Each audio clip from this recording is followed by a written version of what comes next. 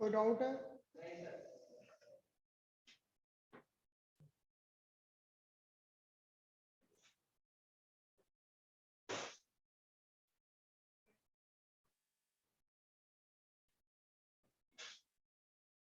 देखो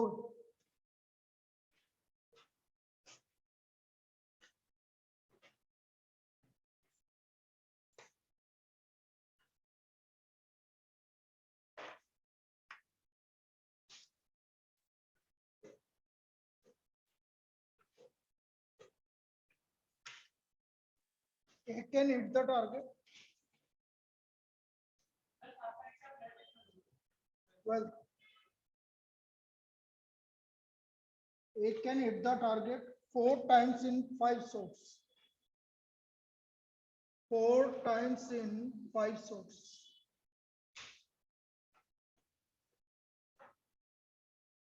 B 3 times in 4 shots.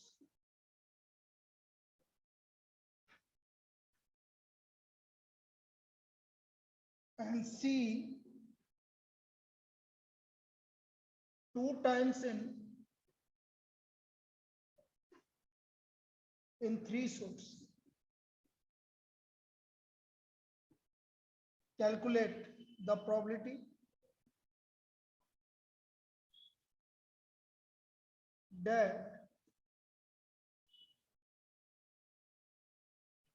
first A, B, C may all hit the target.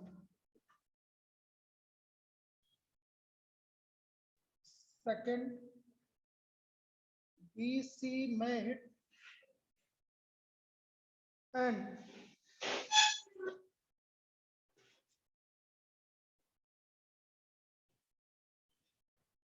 A may not.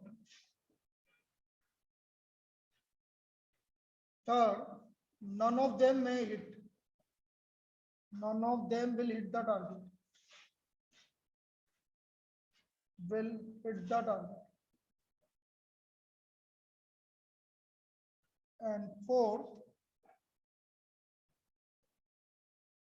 target will be hit.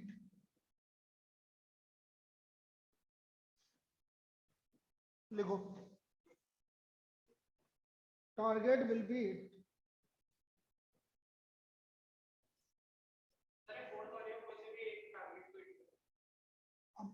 मतलब समझा, target will be hit मतलब कोई भी target को hit कर ले, कोई भी कर ले मतलब तीनों में से कोई सा भी हिट करेगा या तीनों नहीं तीनों सभी एक करेगा, तीनों में से एक करेगा या दो भी, एक भी कर सकता है, दो भी कर सकते हैं, तीनों भी कर सकते हैं, तो फिर बचा कौन? तीनों नहीं कर रहे, तो वन में से तीनों को हटा दो, at least one of them hit the target, इसका मतलब। अब देखो P A let absolution, E A hit the target, A hit the target, F B hit the target,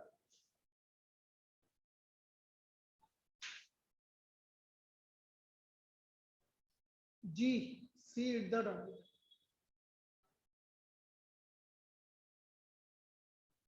P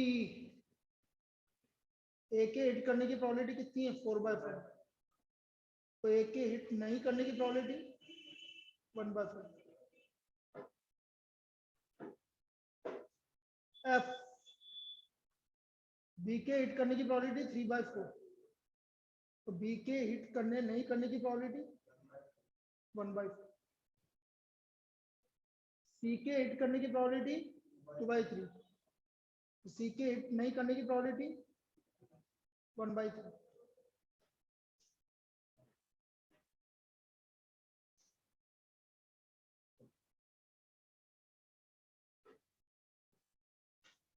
now first case क्या है? ए बी सी ऑल में hit, मतलब सारे hit कर रहे हैं, तो सारे हिट कर रहे हैं मतलब ए भी कर रहा है, P P F P G तीनों कर रहे हैं, इसका मतलब है तीनों कर रहे हैं, P P F P G.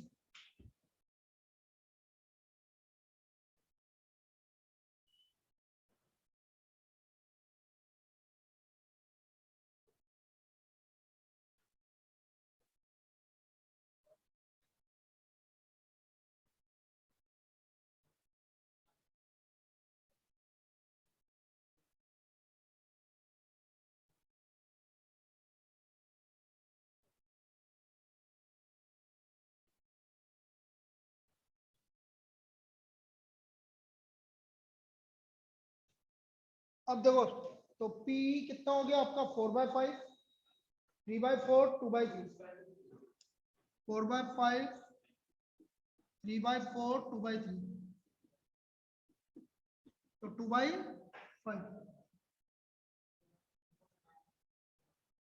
कोई दिक्कत? Second, B and C hit A note, मतलब A नहीं कर रहा, B कर रहा है, C कर रहा है। A नहीं कर रहा है मतलब 1/5, B कर रहा है 3/4, 2/3, कितना हुआ 1/10,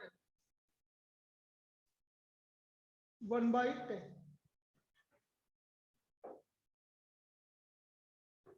थर्ड,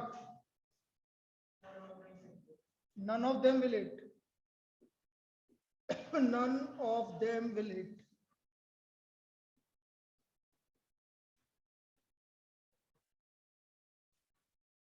तो none of them will hit का मतलब A भी नहीं कर रहा, B भी नहीं कर रहा, C भी नहीं कर रहा। तो A नहीं कर रहा, B नहीं कर रहा, 1/3, 1/60, तीनों नहीं कर रहे, 1/60। फोर्थ, टारगेट में हिट, टारगेट में हिट का मतलब है at least one of them hit the target, at least one of them hit the target. तो 1 - P, none of them hit, तो नन ऑफ देम हिट क्या हुआ भाई, 1/60 निकाल ही चुके हैं, कितना आ गया 59/60। ये इसकी प्रोबेबिलिटी, लिख लीजिए।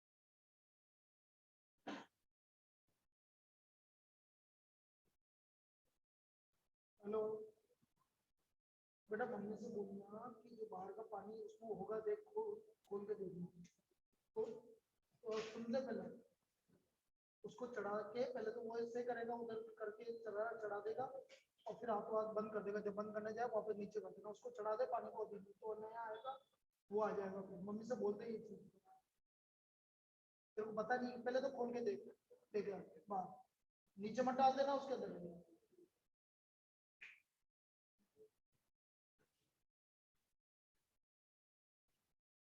कितना पानी है, कितना पानी है?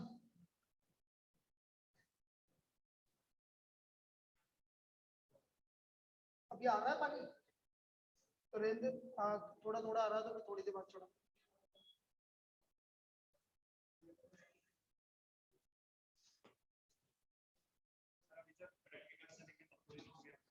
क्या क्लास, क्लासे और टेस्ट तो रोज है, वो तो सिस्टमेटिक रहेंगे, तो कोई बात नहीं, प्रैक्टिकल चलेंगे जो तुम्हारे हिसाब से मैनेज करेंगे अपन। ये भाई बंद क्लासे भी नहीं बंद करेंगे, ये भी बंद नहीं करेंगे, सब चलेंगे। प्रैक्टिकल क्या है, प्रैक्टिकल में क्या है? अब वो तो अब तुम्हारे डेट आएगी स्कूल वाइज, अरे तो स्कूल वाइज आएगी ना बेटा, कौन का कब कब होगा वो डिसाइड करेंगे, तुम्हारे ग्रुप का कब होगा वो चीज। चलिए भाई अगला लिखो।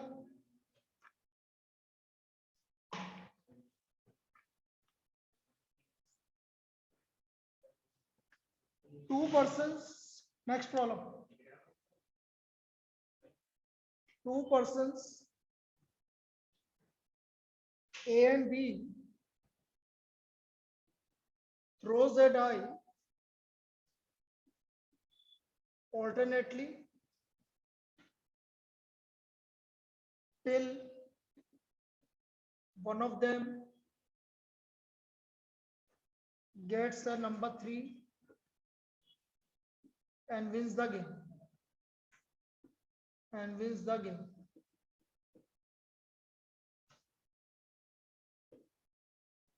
Find their respective probability of winning. Find their respective probability of winning.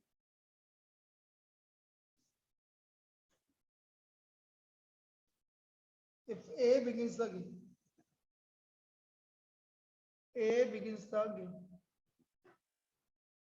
Find their respective probability of winning if A begins the game.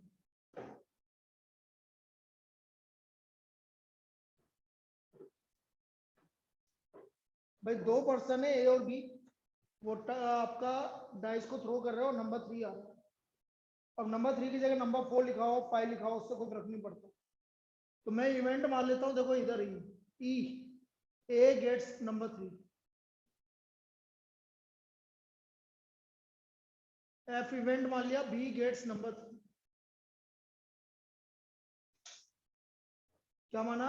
A gets number 3 और बी इवेंट मान लिया, और एफ इवेंट मान लिया, बी गेट्स नंबर 3। तो number 3 आने की probability है क्या भाई? 1/6। तो नहीं आने की प्रोबेबिलिटी, इसलिए तरह से बी को भी नंबर 3 आने की प्रोबेबिलिटी 1/6 और नहीं आने की प्रोबेबिलिटी 5/6। ये और बी के नंबर 3 आने की प्रोबेबिलिटी है और नहीं आने की प्रोबेबिलिटी। ना तो कोई दिक्कत। अब देखो P A begins the game और ए विंस। मैं बोल रहा हूँ कि ए कब कब जीत सकता है वो वाली प्रोबेबिलिटी ले रहा हूँ। अब समझना, इधर पहले समझ लो, देखना इधर, ये ए है और ये बी है। चला किसने? अब मैं कौन सी प्रोबेबिलिटी निकाल रहा हूँ? जब जब ए जीत सकता है, तो मुझे सिर्फ एक के जीतने की प्रोबेबिलिटी निकालनी। पहला केस हो सकता है ए ने पहली बार चला, जीत गया और गेम ओवर, गेम खत्म हो गया वहीं। या ए ने हार गया, बी हारा और ए सेकंड चांस में जीत गया। भाई ए या तो अपने फर्स्ट चांस में जीतेगा या गेम ओवर। हो सकता है ए अपने फर्स्ट चांस में हार गया, सेकंड ये अभी हार गया, बी ए अपने सेकंड चांस में हार गया, फिर ए का थर्ड चांस में जीत गया। इसका मतलब ये ऐसे चलता रहेगा। कब तक चलता रहेगा? जब तक कि कोई जीत नहीं जाता। लेकिन अभी ए की जीतने की प्रोबेबिलिटी निकाल रहा, तो जब तक ए जीते। तो कैसे हुआ देखो, अब इसी चीज को लिखना है मुझे। ए ने चला, जीत गया, गेम ओवर। या मतलब प्लस और ए हार गया, बी हार गया और ए जीत गया। इनफाइनाइट तक चलता जब तक जीतेगा। प्लस ए हार गया, बी हार गया, ए हार गया, बी हार गया और ए जीत गया। और इस तरह कब तक चलेगा भाई?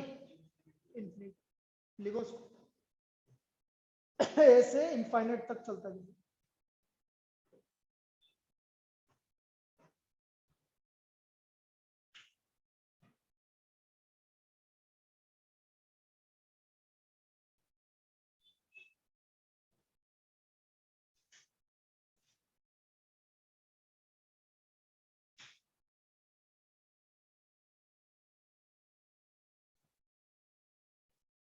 कोई दिक्कत?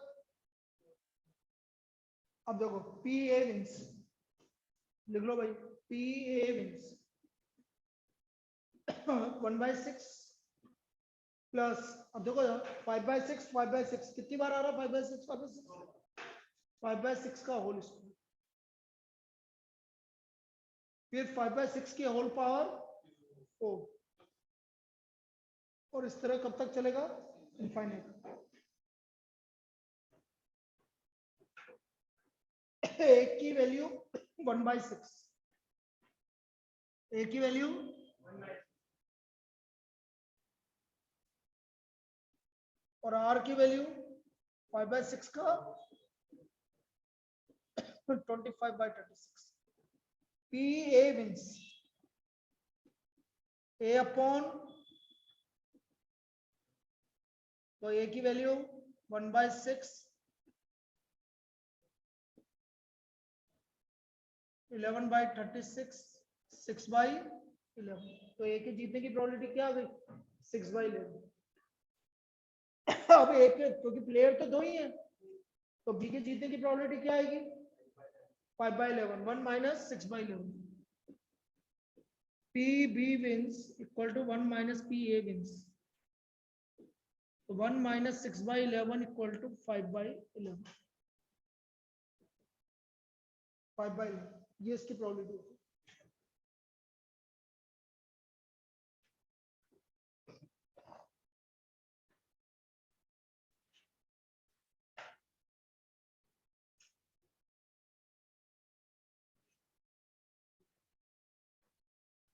कोई दिक्कत? लिख लो।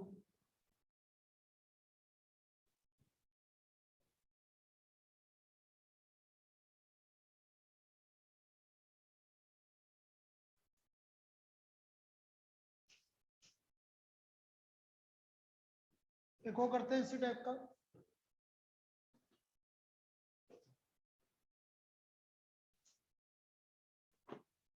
A and B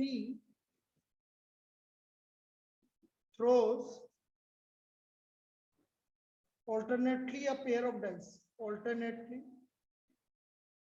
a pair of dice.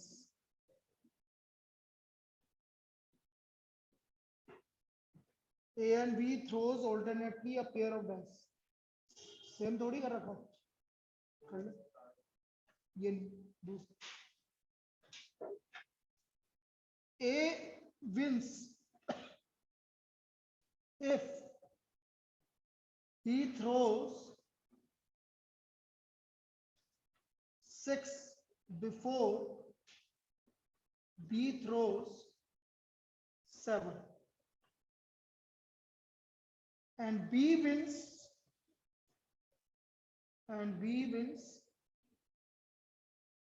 if he throws 7 before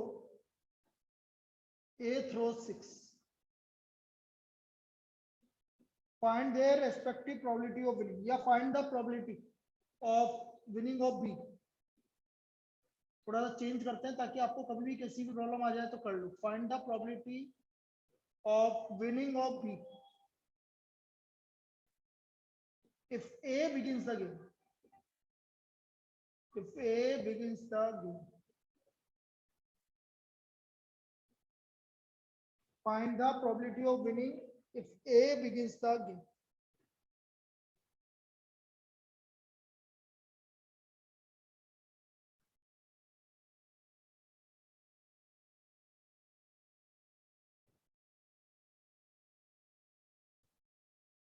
देखो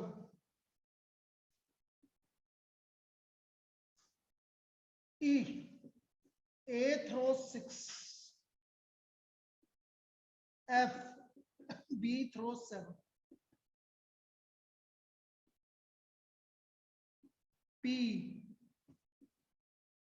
सम 6 है बेटा, दो पेयर ऑफ डाइस है, तो सम 6 कितनी बार आता है? कितनी बार आता है? 5 बार। तो P बार 31/26। PF बोलो, B के 7 आने की प्रोबेबिलिटी 6/36 मतलब 1/6। PF बार 5/6। देखो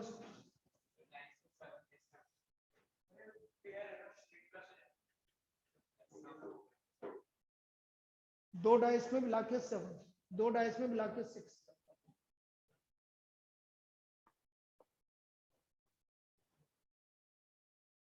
लिखो यार,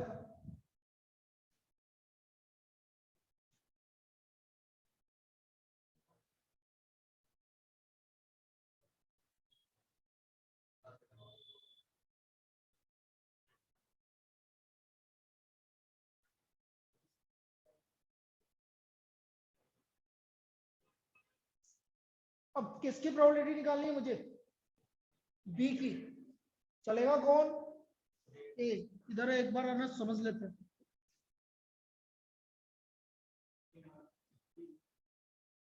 पहला केस,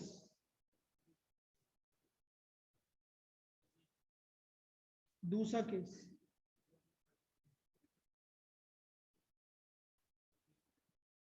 तीसरा केस,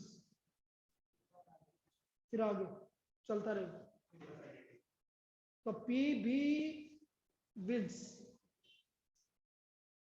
ए हारेगा, हो सकता है बी अपने पहले चांस में जीते, प्लस ए हारेगा, बी अपने फर्स्ट चांस में हार रहा है, फिर ए हारेगा, हो सकता है बी अपने सेकंड चांस में जीत रहा है, या प्लस ए अपने फर्स्ट चांस में हार रहा है, बी अपने फर्स्ट चांस में हार रहा है, ए अपने सेकंड चांस में हार रहा है, बी अपने सेकंड चांस में हार रहा है, ए अपने थर्ड चांस में हार रहा है और बी अपने थर्ड चांस में जीत रहा है। और इस तरह कब तक चलता रहेगा? इंफिनिटी। पी बार 31/36 और पीएफ कितना है? 1/6।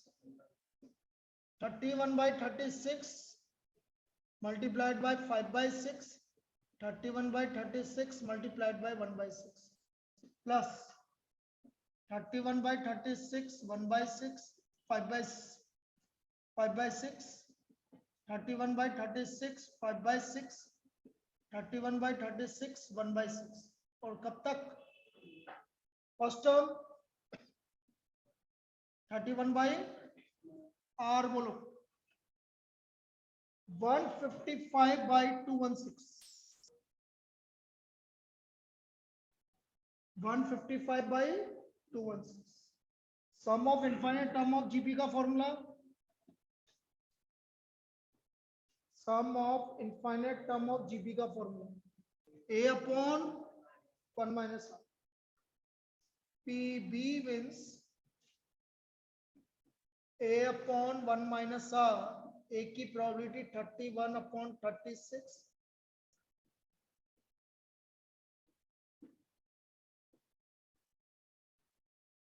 टू 116 माइनस 155 कितना हुआ? 61/216।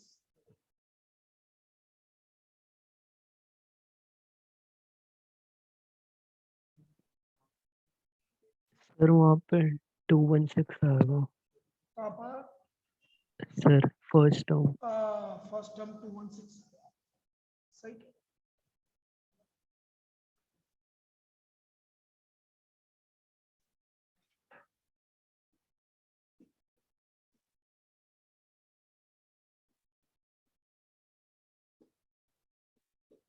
तो 31/61, 31/61 ये इसकी प्रोबेबिलिटी होगी। बिल्कुल सही आ गया, ये आ गया। Clear?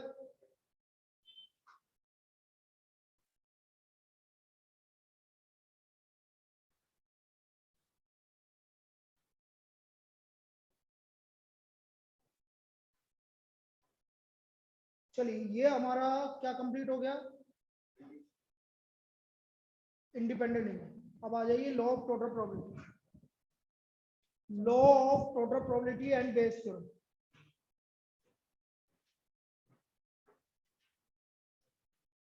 Law of total probability and Bayes theorem.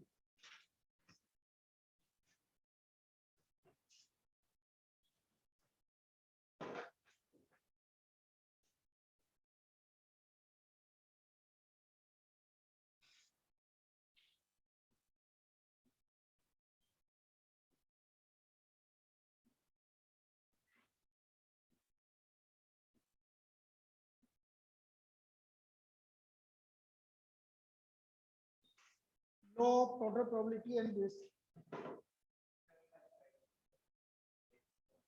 जो नहीं कर रहा, आगे आगे तो तेरा यहाँ तक ही है। ठीक,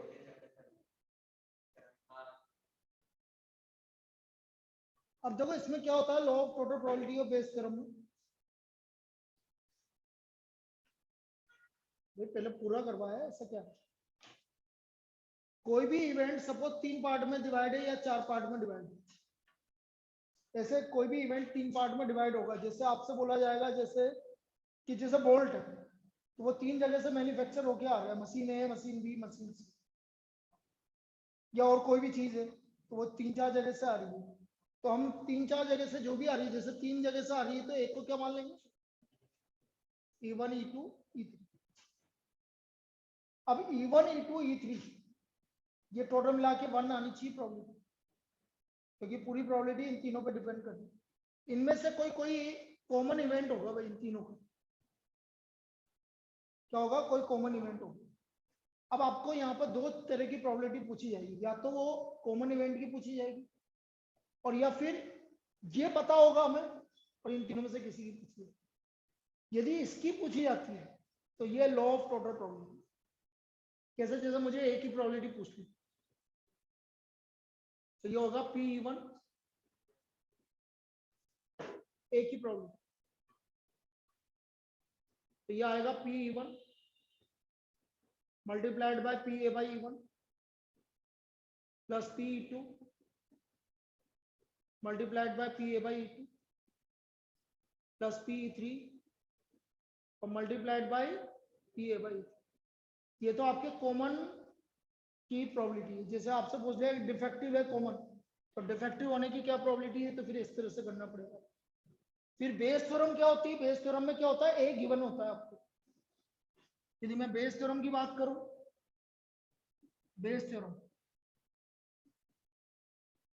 उसमें ऐसा होगा जैसे मुझे पता है कि डिफेक्टिव है, लेकिन मुझे प्रोबेबिलिटी निकालनी है कि वो सेकंड वाले मशीन से मैन्युफैक्चर हुआ, तो वो बेस थ्योरम हो जाएगी। कैसे? मुझे E2 की प्रोबेबिलिटी निकालनी है, जबकि मुझे क्या गिवन है वो, तो मुझे गिवन क्या है बेटा? ये गिवन, तो कंडीशनल प्रोबेबिलिटी पड़ी थी ना, जो गिवन होता है उसकी प्रोबेबिलिटी नीचे आती है कि नहीं आती? तो यहाँ क्या आएगा? पूरी प्रोबेबिलिटी है, ये पूरी प्रोबेबिलिटी यहाँ नीचे आएगी।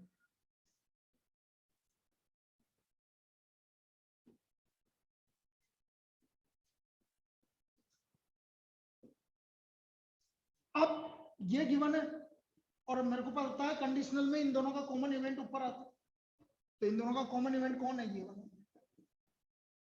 तो ये क्या बन गई भाई? Bayes theorem. This is Bayes theorem. ये आपका फॉर्मूला बेस थ्योरम का, ऐसे बनेंगे फॉर्मूला। ठीक है, लिख लो उसको और फिर क्वेश्चन से स्टार्ट। तो ये बेस थ्योरम की प्रॉब्लम बनी।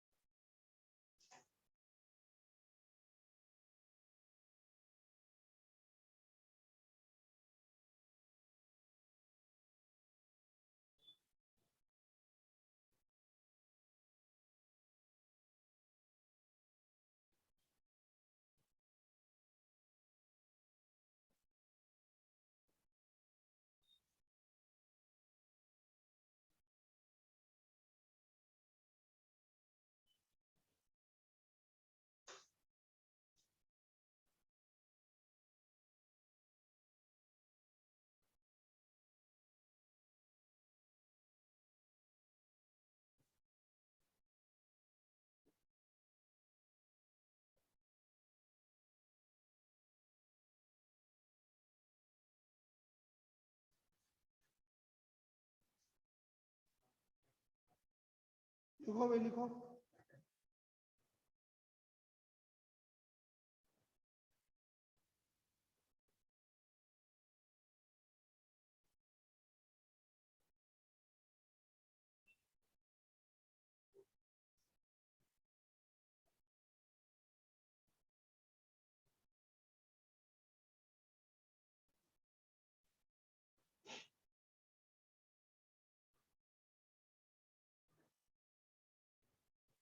लिख लिया?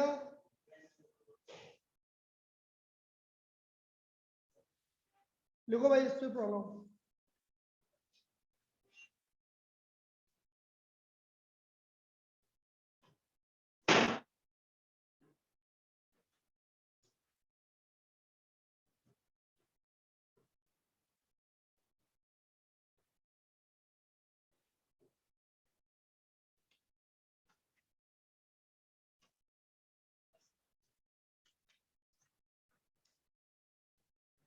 A bag contains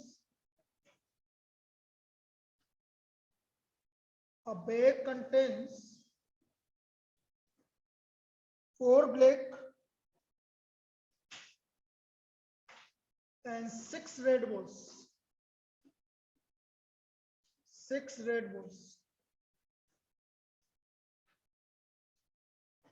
A bag A contains, and bag B contains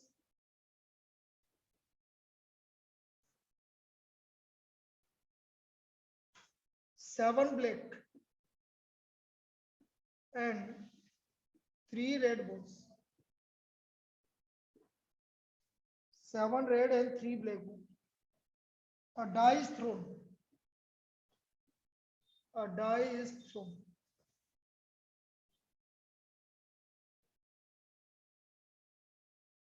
If one or two appears on it, bag A is chosen.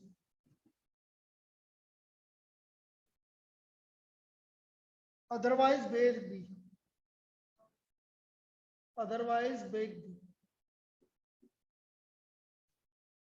If two balls are drawn at random,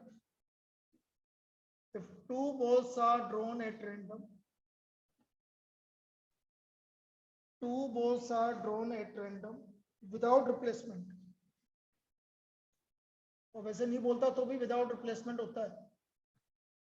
Without replacement from the selected bag. Find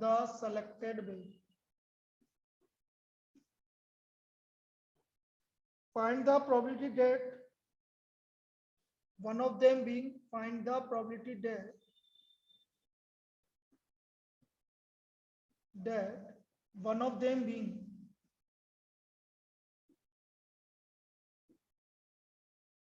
red and another black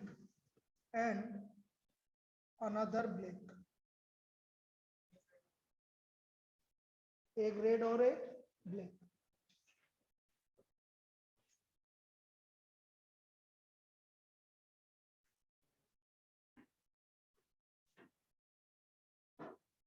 अब देखो भाई, पहला काम क्या dice throw किया. तो dice throw करने पे क्या क्या आया? नंबर 1 और 2 अपीयर्स. E2 भाई 1 और 2 नहीं आ रहा तो फिर क्या आएगा? Number 3, 4, 5, 6 appears. तो ये दो ही तो केस है. अब नंबर 1 और 2 अपीयर्स. नंबर ए क्या है? Getting red and black ball from the selected bag. Red and black ball from the selected bag.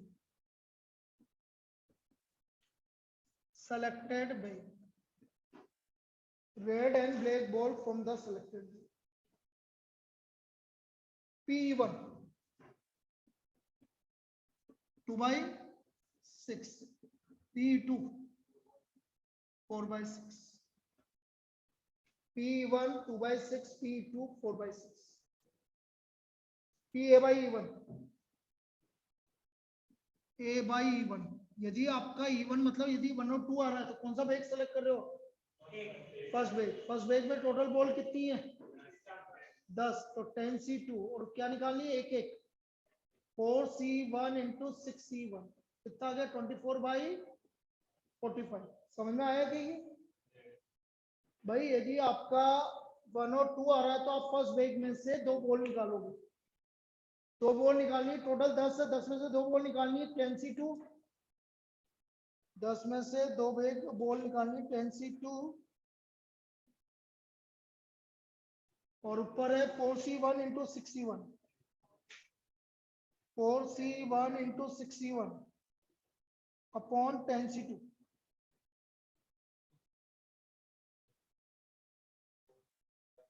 इसी तरह से A/E2 सेकंड बैग सेलेक्ट करेंगे.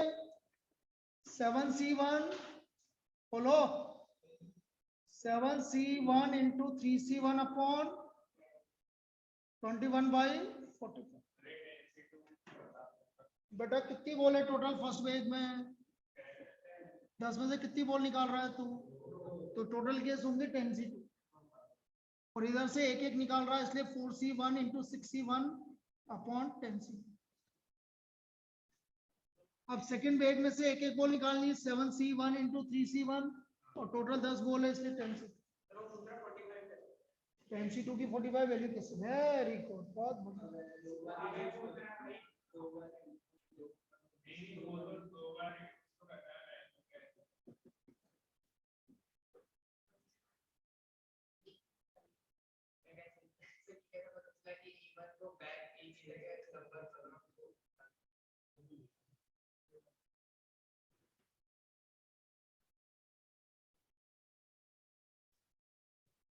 यदि 1 और 2 आ रहा है तो आप कौन सा बैग सेलेक्ट करेंगे फर्स्ट, उसमें से draw.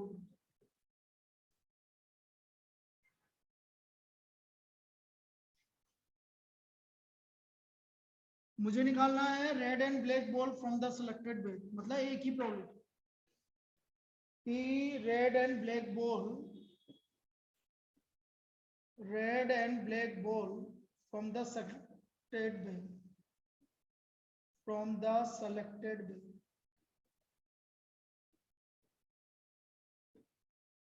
P1 multiplied by PA by E1 plus P2 multiplied by PA by E2. P1 2 by 6, A by E1 4 by 6, A by E2 48 plus 84, 6 into 45, 48 plus 84, follow 1,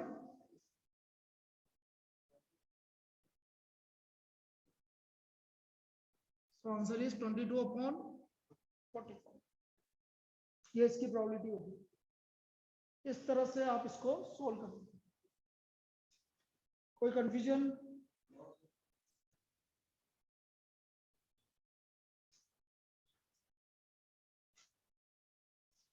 next लिख लो भाई।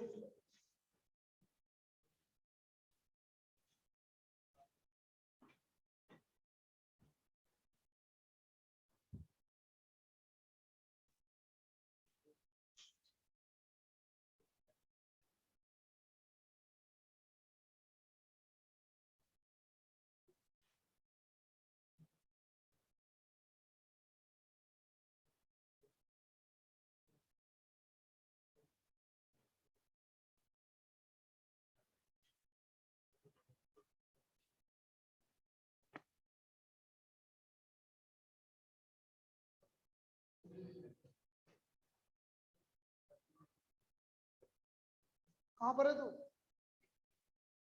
अच्छा घर पे, तो उसको वो चाय वाले को बोलते मैं इसको भेज दूंगा।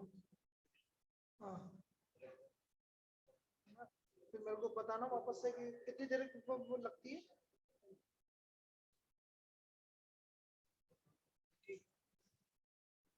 उसको बता भी देना, कोई और आएगा।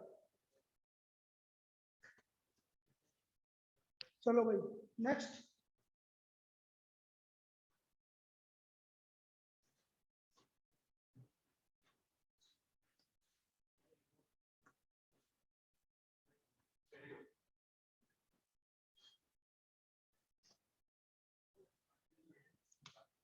Two-thirds of the student in a class,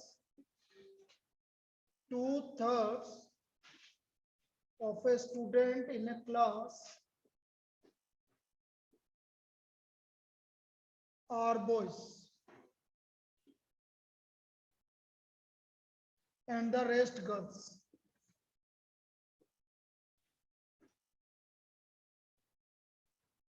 It is known that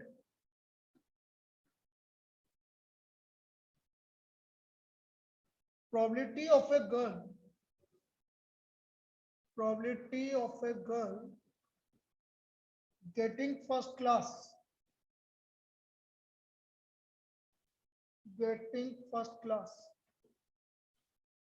is 0.25 and that of a boy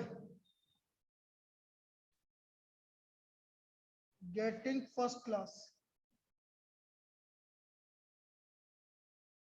is 0.28. Find the probability that student chosen randomly, 0.28. Student chosen randomly will get first class marks. Will get first class marks.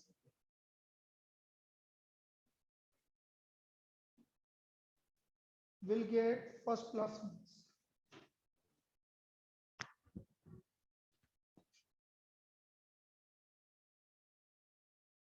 Hello.